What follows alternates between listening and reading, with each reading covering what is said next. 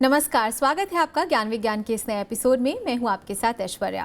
अहमदाबाद में आयोजित Nobel prize series और भारतीय विज्ञान कांग्रेस की वैज्ञानिक चर्चाओं के अलावा आज हम बात करेंगे इलेक्ट्रॉनिक उपकरणों के स्वास्थ्य पर पड़ने वाले प्रभावों की। लेकिन आइए सबसे पहले नजर डालते हैं इस हफ्ते की सुर्खियों पर। अहमदाबाद में आयोजित हुई नोबेल प्राइज सीरीज, जाने माने वैज्ञानिकों ने की शिरकत। भारत के मुख्य वैज्ञानिक सलाहकार ने दिया अंतर्राष्ट्रीय स्तर पर भारत की भागीदारी पर जोर। इंडियन न्यूट्रिनो ऑब्जर्वेटरी पर वैज्ञानिकों की चर्चा, भविष्य में मिल सकती है अहम जानकारियां। हर्बल उत्पादों की पहचान करने की तकनीक, जानेंगे क्या है डीएनए बार कोडिंग। और खोज खबर में चर्चा करेंगे इलेक्ट्रॉनिक उपकरणों के बढ़ते उपयोग और स्वास्थ्य पर इसके प्रभावों की। चलिए खबरों को विस्तार से जान लेते हैं। भारतीय विज्ञान कांग्रेस के बाद भारत में एक और बड़ा वैज्ञानिक कार्यक्रम हाल ही में अहमदाबाद में आयोजित किया गया। नोबेल प्राइज सीरीज इंडिया 2017 के नाम से आयोजित इस कार्यक्रम में जाने माने 9 नोबेल पुरस्कार विजेताओं ने हिस्सा लिया। इस दौरान कई अहम वैज्ञानिक मुद्दों पर चर्चा की गई और साथ ही छात्रों को भी मशहूर वैज्ञानिकों से मिलने का मौका मिला।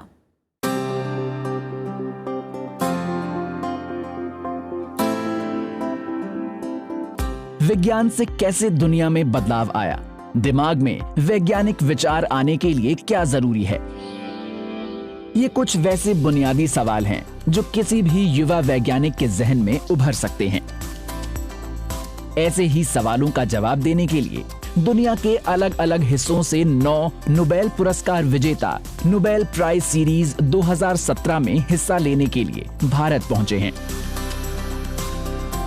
अहमदाबाद के साइंस सिटी में 5 दिनों तक चले नोबेल प्राइज सीरीज और प्रदर्शनी का शीर्षक था the Nobel prize ideas changing the world, जिसका उद्घाटन माननीय प्रधानमंत्री श्री नरेंद्र मोदी ने किया। Earlier, there have been occasions when 1, 2, or 3 Nobel laureates have visited India and had interaction with students and scientists in a limited manner. But today, we are making history by having a galaxy of Nobel laureates in Gujarat. For an event of this kind, India is almost ideal. You are one of the world's, or you are in fact the world's biggest democracy with a growing economy and a growing population. You are also an important country of the world in Nobel, with roughly 15 people of Indian origin or having worked in India having received the prize. इस साल Nobel prize series India 2017 का एक हिस्सा vibrant Gujarat सम्मेलन के साथ आयोजित किया गया था, जिसमें शोध और शिक्षा पर खास ध्यान दिया गया। विज्ञान के प्रति लोगों में रुचि बढ़ाने के लिए नोबेल फाउंडेशन दुनिया भर में कार्यक्रम आयोजित करता है। भारत में भी नोबेल प्राइज सीरीज के रूप में इसका आयोजन होता है। नोबेल पुरस्कार विजेताओं ने देश भर में छात्रों के साथ प्रोत्साहन देने वाले बैठकों में, जैसे सवाल जवाब सत्र, भाषण और राउंड टेबल विचार विमर्श में भी हिस्सा लिया। महीने भर चलने वाली प्रदर्शनी में दर्शकों को नोबेल पुरस्कार की कहानी, नोबेल पुरस्कार विजेताओं के बारे में और कैसे नोबेल पुरस्कार से सम्मानित शोध दुनिया में सकारात्मक बदलाव ला रहे हैं के बारे में बताया जाएगा। ये सीरीज युवा छात्रों के लिए दुनिया के कुछ सर्वश्रेष्ठ दिमागों से रूबरू होने का बेहतरीन मौका है।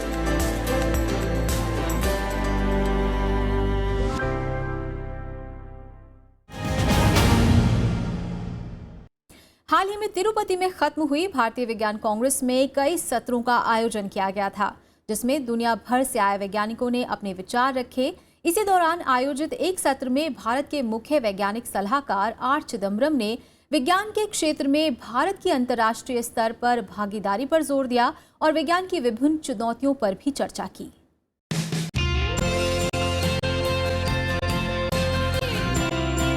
कई तकनीकी सत्रों के अलावा इंडियन साइंस कांग्रेस का 104वां सम्मेलन विस्तृत और गहन विचार विमर्शों का भी एक मंच था, जो वैज्ञानिक उपलब्धियों और आर्थिक विकास पर केंद्रित था। बदलते वक्त के साथ इन दोनों क्षेत्रों में वैज्ञानिक सहयोग अपेक्षित है।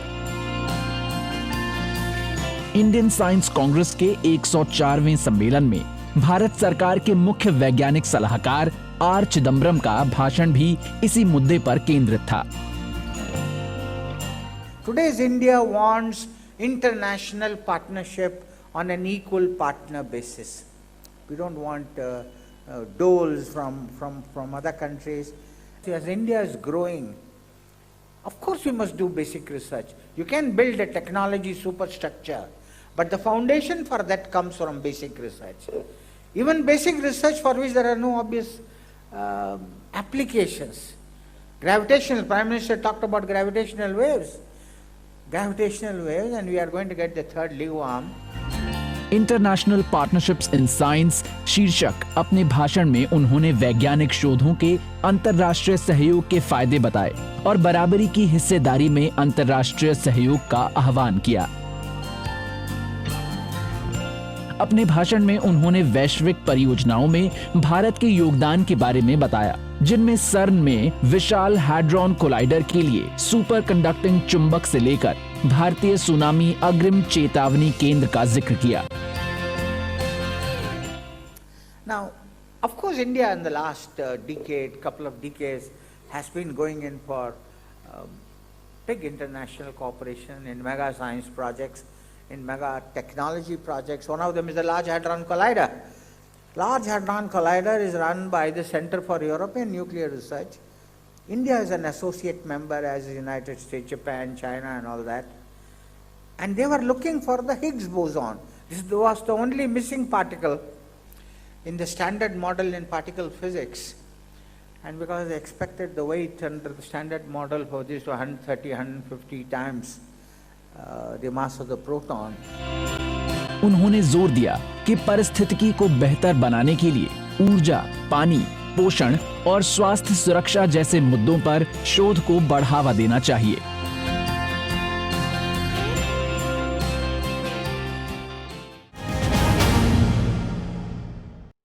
परमाणु के सूक्ष्म हिस्से न्यूट्रिनो पर शोध करने के लिए तमिलनाडु में इंडियन न्यूट्रिनो ऑब्जर्वेटरी स्थापित करने का प्रस्ताव है। इस प्रोजेक्ट के तहत एक भूमिगत लैब स्थापित की जाएगी, जिसमें करीब 50,000 टन भारी चुंबक के जरिए न्यूट्रिनो की प्रारंभिक स्थिति का अध्ययन किया जाएगा। ये प्रयोग आने वाले समय में काफी उपयोगी होगा। इन अहम जानकारियों का भारतीय वैज्ञानिकों ने हाल ही में खुलासा किया है। पेश है ये report.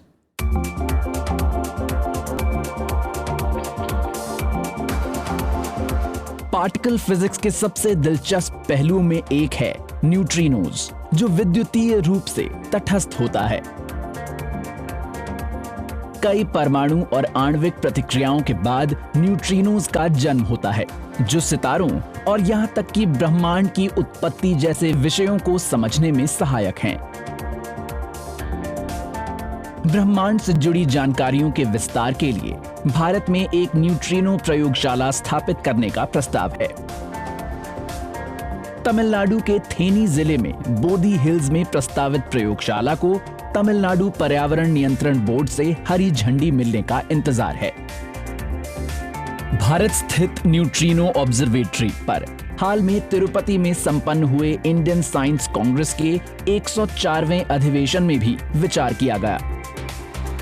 What we try to do in INO is to study that larger mass square difference in detail, and why exactly do we need to construct INO? It is the only atmospheric neutrino detector with a magnetic field, and this magnetic field enables us to study matter and antimatter separately and provides a much better detail of the whole neutrino physics and atmospheric neutrino problem compared to all the other detectors. शोधकर्ताओं ने इस प्रयोगशाला की जरूरत पर बल दिया और बताया कि न्यूट्रिनो से जुड़े अध्ययन रेडिएशन मुक्त होते हैं। उन्होंने ये भी बताया कि सीमित विस्फोट के जरिए धरती के भीतर प्रयोगशाला बनाई जा सकती है और आश्वासन दिया कि इससे बांध को कोई नुकसान नहीं पहुंचेगा, जिसकी आशंका जताई जा रही थी। साइंस कांग्रेस में न्यूट्रिनो कंपन पर खोज के लिए नोबेल पुरस्कार से सम्मानित तकाकी काजीता ने भी इस परियोजना का समर्थन किया। भारत स्थित न्यूट्रिनो ऑब्जर्वेटरी में 50,000 टन के चुंबकीय कैलोरीमीटर का इस्तेमाल मोनस नाम के पदार्थ की जानकारी हासिल करने के लिए किया जाना है, जो तत्व के साथ न्यूट्रिनो के संयोग से पैदा होते हैं। उम्मीद है कि इस प्रोजेक्ट से दक्षिण भारत में विज्ञान के बुनियादी शोध को बढ़ावा मिलेगा और लीगो इंडिया परियोजना को मदद मिलेगी, जो पहले ही शुरू की जा चुकी है।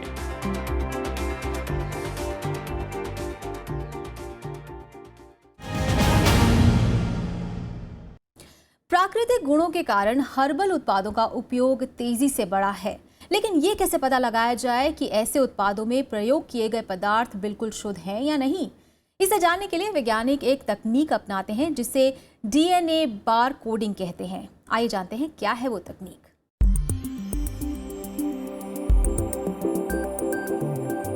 भारी भरकम उद्योग से लेकर ऑनलाइन खरीदारी और स्मार्टफोन में स्कैनिंग, बारकोड की मदद से तलाशी और खोज एक स्वाइप की तरह आसान हो गया है। लेकिन क्या आप जानते हैं कि वर्गीकरण विज्ञान में भी पौधों और जानवरों को उनके डीएनए के जरिए पहचान के लिए बारकोड का इस्तेमाल किया जाता है। सीक्वेंसिंग तकनीकी पर आने वाली लागत को कम करते हुए डीएनए की बारकोडिंग का प्रचलन बढ़ता जा रहा है। भारत में CSIR के central institute of medical and aromatic plant यानी CMAP में इस तकनीक का बेहतर इस्तेमाल और भविष्य में इसके और भी बेहतर प्रयोगों पर शोध जारी है। The main potential application of the DNA barcoding technique is in the herbal industries, where there is a chances of the adulteration and substitution of the genuine plant material with the substituted one or the unfilled labels which are not having those properties which the genuine potential drug is having. So there we will use this technologies or technique to identify the potential raw drug in the case of the herbal supplement products. यहाँ पर स्थापित labs में DNA की विशेष न्यूनतम sequence का इस्तेमाल किया जाता है, जिन्हें डीएनए बारकोड्स कहते हैं और जो पौधों और जानवरों की प्रजाति की पहचान करते हैं। बारकोड से मिली जानकारियों का एक डेटाबेस तैयार किया जाता है, जिसकी मदद से गैर जानकार भी किसी प्रजाति की पहचान कर सकता है।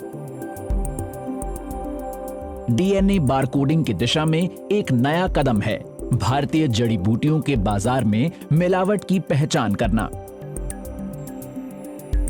जड़ी बूटियों पर आधारित दवाओं के बारकोडिंग के जरिए आकलन में अप्रामाणिक, घटिया, खराब, एक या विभिन्न पौधों के बेकार हिस्से या हानिकारक पदार्थ अथवा आधिकारिक मानकों के प्रतिरूप ड्रग की पहचान हो सकती है। इसके अलावा डीएनए बारकोडिंग जीन्स को सुरक्षित रखने से जुड़े अध्ययन में भी सहायक साबित हुआ है। उम्मीद है कि आने वाले दिनों में डीएनए बारकोडिंग का इस्तेमाल प्रजातियों को जल्द मान्यता दिलाने, पहचान और खोज करने में किया जा सकेगा।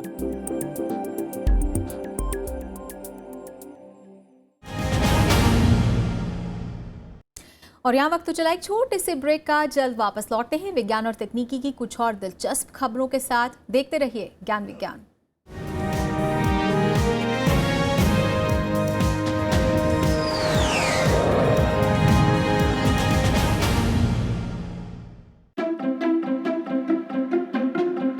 अंजुम रजब अली एक जाने माने स्क्रीन राइटर।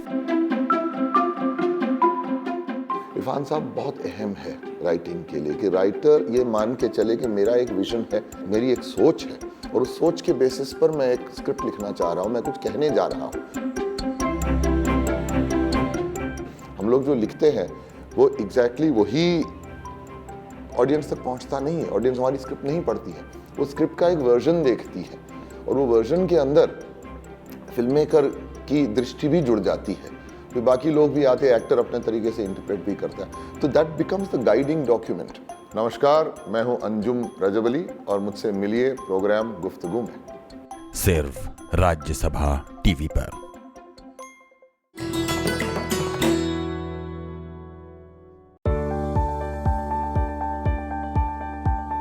बठिंडा का किला मुबारक गोविंदगढ़ के नाम से मशहूर, ईंट का बना देश का सबसे पुराना और ऊंचा किला। किले के पूर्वी और उत्तरी छोर पर हैं 2 प्रवेश द्वार। इन द्वारों पर फूल पत्तियों और कलाकृतियों से हुआ है खूबसूरत श्रृंगार। किले के अंदर है एक खूबसूरत गुरुद्वारा और कई छोटे बड़े महल। इसी किले में दिल्ली की पहली महिला शासक रजिया सुल्तान को किया गया था कैद। 6वीं शताब्दी में बने इस किले में गुरु गोबिंद सिंह जी ने भी किया था विश्राम। कुषाण वंश के शासनकाल में राजा देव ने कराया था किला मुबारक का निर्माण।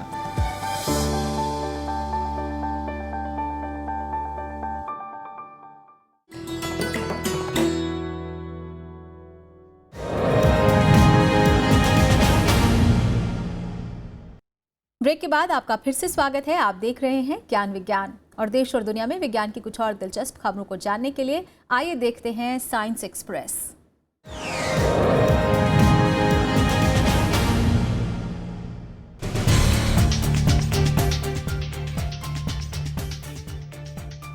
अन्य क्षेत्रों के अलावा रक्षा और सुरक्षा, आईटी, नवीकृत ऊर्जा और कृषि क्षेत्र में आपसी सहयोग बढ़ाने के लिए भारत और पुर्तगाल ने हाल ही में संधि पत्र पर हस्ताक्षर किए। इस संधि से दोनों देशों को इन क्षेत्रों में आपसी हितों के मुद्दे तलाशने और उन पर सहयोग बढ़ाने में मदद मिलेगी। पुर्तगाल ने संयुक्त राष्ट्र सुरक्षा परिषद में स्थायी सदस्यता के लिए भारत की दावेदारी को समर्थन देने का भी वादा किया है। अमेरिकी राष्ट्रपति बराक ओबामा ने भारतीय मूल के 4 अमेरिकी नागरिकों को राष्ट्रपति पुरस्कार से सम्मानित किया है। ये पुरस्कार विज्ञान और इंजीनियरिंग क्षेत्र में शोध के शुरुआती दिनों में ही अपनी खोज से अमेरिका को फायदा पहुंचाने के लिए दिया जाने वाला सर्वश्रेष्ठ पुरस्कार है। भारतीय मूल के 4 नागरिक हैं मॉन्टक्लेयर यूनिवर्सिटी के पंकज लाल, नॉर्थ ईस्टर्न यूनिवर्सिटी के कौशिक चौधरी, माउंट सिनाई में आइकॉन स्कूल ऑफ मेडिसिन के मनीष अरोड़ा और लॉस एंजलिस में यूनिवर्सिटी ऑफ कैलिफोर्निया की आराधना त्रिपाठी। भारतीय मूल के एक शोधकर्ता समेत वैज्ञानिकों की एक टीम ने रोगाणु रहित फसल के लिए बायोक्ले की खोज की है। बायोक्ले नैनो आकार की खत्म हो जाने वाली मिट्टी है जो पैथोजन पैदा करने वाली विशेष बीमारी से पौधों को सुरक्षित रखती है और बिना नुकसान पहुंचाए रासायनिक कीटनाशकों की जगह इस्तेमाल की जा सकती है। बायोक्ले पौधों को खास तरह के प्राकृतिक बदलाव लाने के लिए प्रेरित करती है जो बीमारी के हमले से पहले पौधे करते हैं। इस तरह बायोक्ले पौधों में सुरक्षा व्यवस्था उत्पन्न कर देती है। नासा के मार्स रिकॉनेजेंस ऑर्बिटर ने हाल में मंगल ग्रह से धरती और चंद्रमा की खूबसूरत तस्वीरें भेजी हैं। हाई रेजोल्यूशन साइंस एक्सपेरिमेंट की मदद से ली गई ये तस्वीरें उस समय की हैं जब मंगल ग्रह धरती से 127 मिलियन मील दूर था।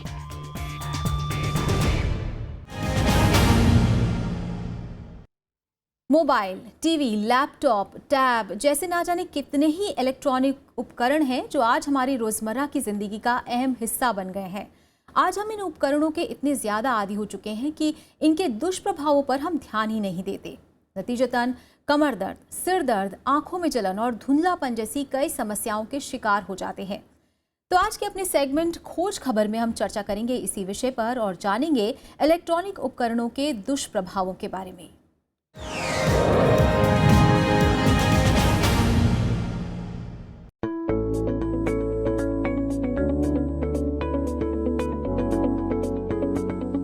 खाना, जरूरी सामान, मनोरंजन, सामाजिकता, आज की दुनिया में हर कुछ सिर्फ एक क्लिक की दूरी पर है। लेकिन सवाल है कि घटते क्रियाकलाप और घटती दूरियों ने जिंदगी को आसान बनाया है या जाने अनजाने परेशानियां बढ़ा दी हैं। दरअसल हर वैज्ञानिक खोज के 2 पहलू होते हैं। अगर सावधानी ना बरती जाए तो जल्द ही फायदे नुकसान में बदल जाते हैं। सभी आधुनिक यंत्रों पर ये सच्चाई लागू होती है। कहने में कोई हर्ज नहीं कि आज की तारीख में हाईटेक गैजेट्स ने जिंदगी आसान बना दी है, लेकिन उनके अंधाधुंध इस्तेमाल से स्वास्थ्य से जुड़ी समस्याएं भी सामने आ रही हैं। शुरुआत करते हैं आज की सबसे सामान्य समस्या यानी मोटापे से। हम में से कितने लोगों ने ये गौर किया है कि हम टीवी देखते हुए या कंप्यूटर पर काम करते हुए खाना खाते हैं और हमारा वजन धीरे धीरे बढ़ने लगता है। ये आज की तारीख में एक सामान्य समस्या है।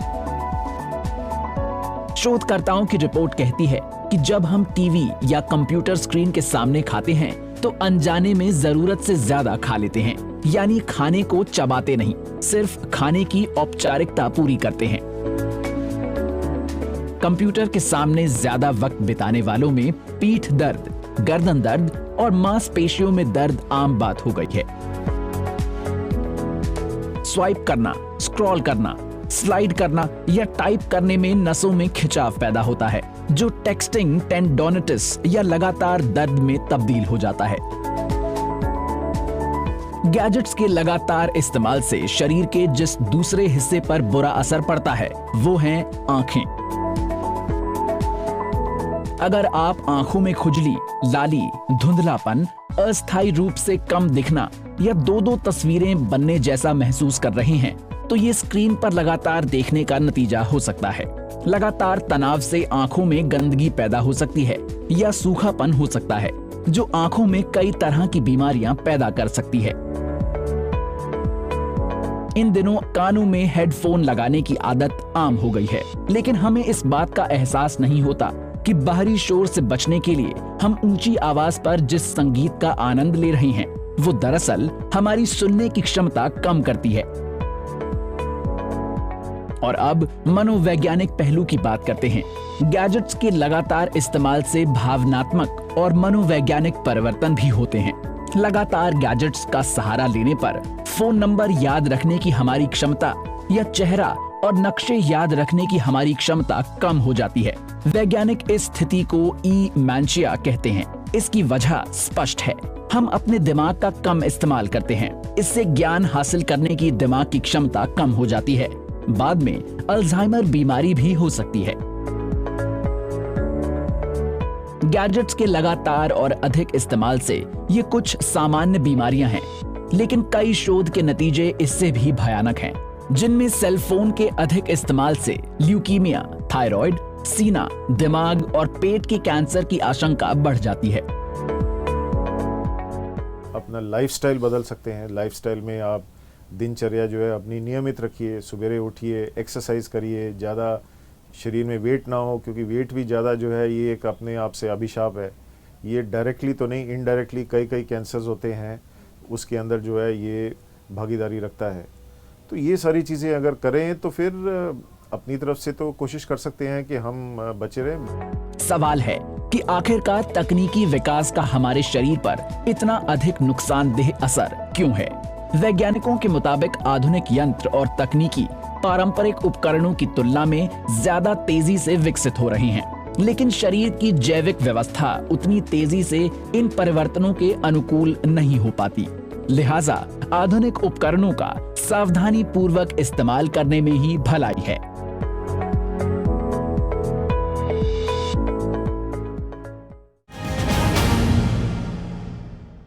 तो ज्ञान विज्ञान के इस एपिसोड में आज बस इतना ही। उम्मीद है आपको हमारा ये एपिसोड भी जरूर पसंद आया होगा। आप अपने सुझाव और सलाह हमें ईमेल के जरिए भेज सकते हैं। हमारा ईमेल आईडी है news@vigyanprasar.gov.in। आप अपने विचार हमें डाक के जरिए भी भेज सकते हैं। हमारा पता है विज्ञान प्रसार, C24, कुतुब इंस्टीट्यूशनल एरिया, नई दिल्ली 110016।